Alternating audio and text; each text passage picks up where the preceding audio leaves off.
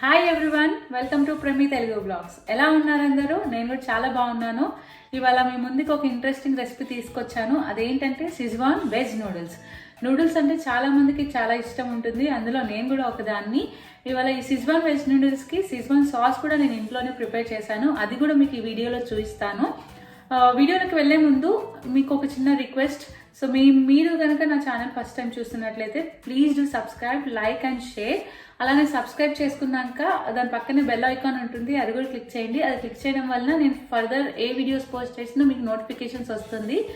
So late చేయకుండా let's get started. ముందుగా ఈ సిజ్వాన్ వెజ్ నూడిల్స్ ప్రిపేర్ చేసుకోవడానికి మనం సిజ్వాన్ సాస్ చేసుకుందాము. ఈ సిజ్వాన్ సాస్ ఎలా చేసుకోవాలనేది మీకు చూపిస్తాను.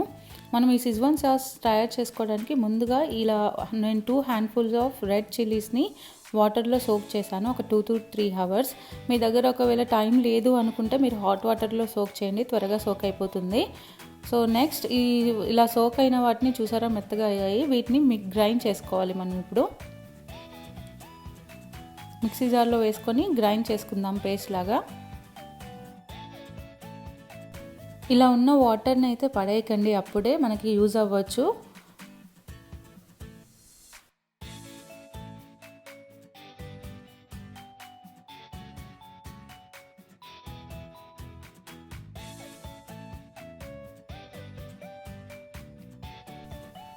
ఇలా మంచిగా పేస్ట్ లాగా చేసేసుకుందాము. చూసారా ఇలా కన్సిస్టెన్సీ వచ్చింది, ఈ కన్సిస్టెన్సీ సరిపోతుంది. నెక్స్ట్ ఒక ప్యాన్ పెట్టేసుకొని అది హీట్ అయ్యాక ఆయిల్ వేసుకుందాము, ఒక 2 tablespoons వరకు.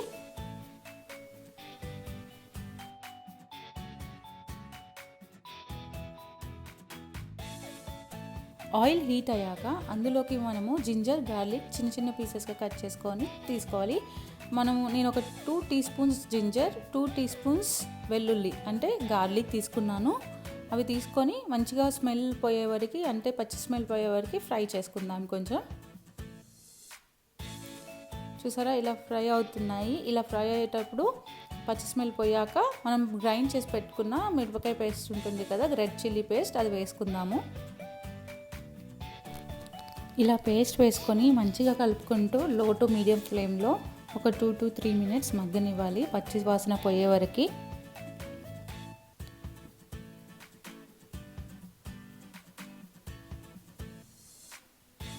ఇక్కడ కొంచెం థిక్గా ఉండడం వల్ల నేను ఇందాక తీసి పెట్టుకున్న ఎక్స్ట్రా వాటర్ కొంచెం యాడ్ చేసుకున్నాను. మీరు థిక్నెస్ని బట్టి కొంచెం యాడ్ చేసుకోండి.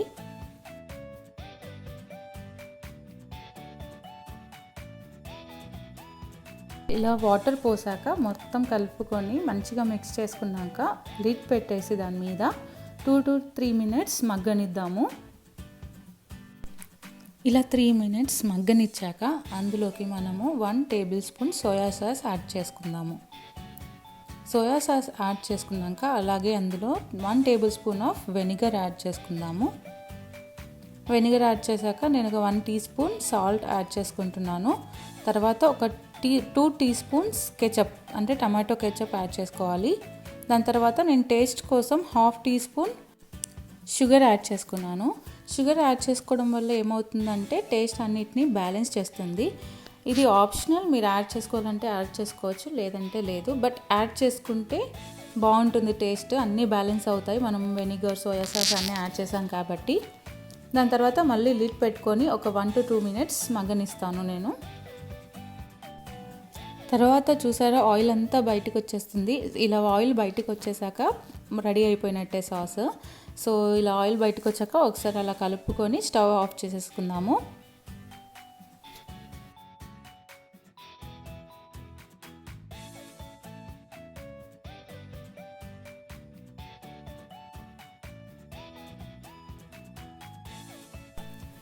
చూసారా సిజ్వాన్ సాస్ అయితే రెడీ అయిపోయింది.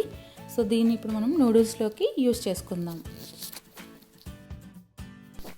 తర్వాత నూడిల్స్ కోసము ఫస్ట్ నేను ఒక బౌల్లో వాటర్ హీట్ చేసుకుంటున్నాను. వాటర్ బాయిల్ అయ్యే టైంలో కొంచెం సాల్ట్, కొంచెం ఆయిల్ వేసుకొని నూడిల్స్ని ఉడికించుకోవాలి. ఇలా నూడిల్స్ని వేసుకొని ఉడికించుకోవాలి. సాల్ట్ ఇది వేయడం వలన ఈ నూడిల్స్ అనేవి ఫ్రీగా వస్తున్నాయి. దాని తర్వాత నూడిల్స్ ఉడికిపోయాక దాన్ని తీసుకొని కోల్డ్ వాటర్తో వాష్ చేసి దాని తర్వాత కొంచెం ఆయిల్ వేసి ఇలా కలుపుకుంటున్నాను. దీనివల్ల నూడిల్స్ అనేవి విడివిడిగా ఉంటుంది అండ్ కోల్డ్ వాటర్ వల్ల నూడిల్స్ అనేవి ఫర్దర్ కుక్ అవ్వకుండా ఉంటుంది. తర్వాత నూడిల్స్ చేసుకోవడానికి మనకు కావాల్సిన ఇంగ్రీడియంట్స్ క్యారెట్స్, సన్నగా తరిగి పెట్టుకున్న cabbage and 3 colours of capsicum తీసుకున్నాను నేను, రెడ్, గ్రీన్ అండ్లో. సో ఈ 3 వెజిటేబుల్స్ తీసుకున్నాను. దాని తర్వాత స్ప్రింగ్ ఆనియన్స్ బేస్ పైన ఉన్నది కూడా తీసుకున్నాను నేను.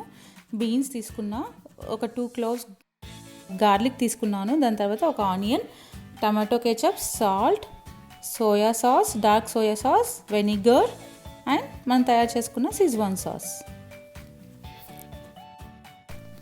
ఇప్పుడు మనం ఒక ప్యాన్ పెట్టేసుకొని అందులోకి ఒక 2 టేబుల్ స్పూన్స్ ఆయిల్ వేసుకుందాము.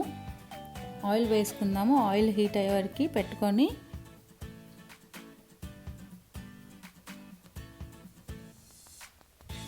ఇలా ఆయిల్ హీట్ అయ్యాక ముందుగా గార్లిక్ వేసుకుందాము. గార్లిక్ వేసుకొని దానిలో ఫ్రై చేసుకుందాము.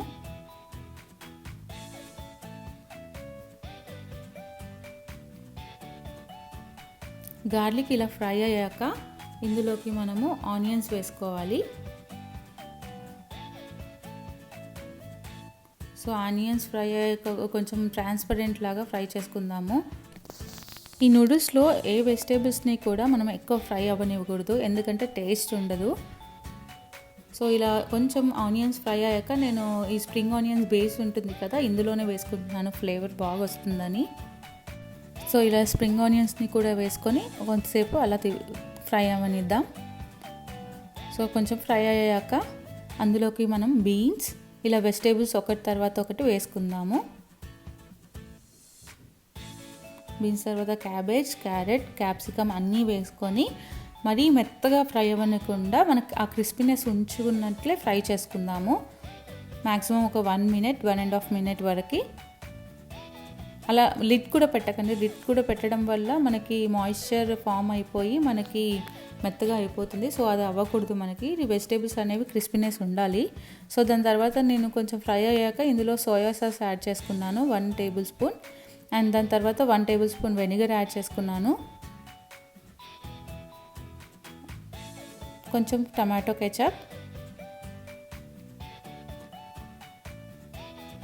దెన్ మనం ప్రిపేర్ చేసుకున్న షెజ్వాన్ సాస్ యాడ్ చేసుకుంది ఒక 2 టేబుల్ స్పూన్స్. నేను ముందుగా అయితే ఇలా ఒక 2 టేబుల్ స్పూన్స్ యూస్ చేసుకున్నాను.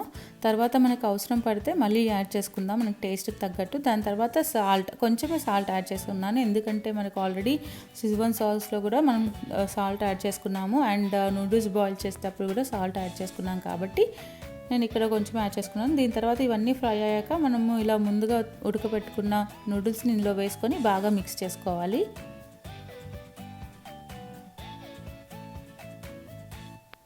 సో ఇలా బాగా మిక్స్ చేసుకోండి. మొత్తం సాస్ వెజిటేబుల్స్ అన్నీ కలిసిపోయేలాగా మంచిగా మిక్స్ చేసుకోండి. ఇలా నేను 2 స్పూన్స్ యూస్ చేసుకొని హెల్ప్తో ఇలా మిక్స్ చేసేసుకుంటున్నాను. చూసారా మొత్తం కలిసిపోయింది, చాలా కలర్ఫుల్గా ఉంది కదా. నేను పైన లాస్ట్లో స్ప్రింగ్ ఆనియన్స్ పైంది ఇలా వేసుకొని కలుపుకుంటున్నాను. ఈ స్ప్రింగ్ ఆనియన్స్ వల్ల కూడా చాలా టేస్టీగా ఉంటుంది. ఫైనల్గా అయితే రెడీ అయిపోయింది, చాలా యమ్మీగా వచ్చింది. సో మీరు కూడా ట్రై చేసి చెప్పండి ఎలా వచ్చింది అనేది. ఇవాళ వీడియో మీకు నచ్చిందని అనుకుంటున్నాను. మీరు కూడా రెసిపీ ట్రై చేసి ఎలా వచ్చిందనేది నాకు కామెంట్ సెక్షన్లో చెప్పండి. అలాగే సబ్స్క్రైబ్ కూడా చేసుకోవడం మర్చిపోకండి ప్లీజ్. నెక్స్ట్ వీడియోలో మరో ఇంట్రెస్టింగ్ టాపిక్తో మీ ముందుకు వస్తాను. So thanks for watching. This is Deepika signing off. Bye bye.